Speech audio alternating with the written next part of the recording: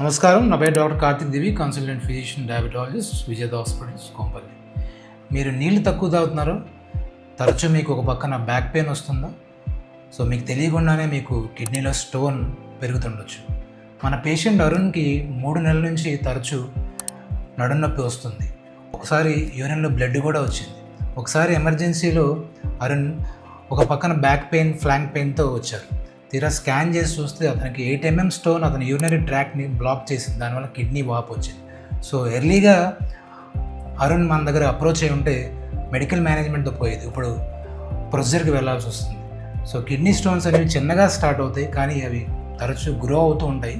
So నీళ్ళు ఎక్కువ తాగడం, నీళ్ళు సరిగ్గా ఎక్కువ తాగకపోవడం కానీ, జంక్ ఫుడ్ తీసుకోవడం కానీ, ఆల్కహాల్ ఎక్కువ కన్జ్యూమ్ చేయడం కానీ, రెగ్యులర్గా మీట్ ఎక్కువ తీసుకొని తక్కువ నీళ్ళు తాగడం వల్ల కూడా స్టోన్స్ పెరుగుతాయి.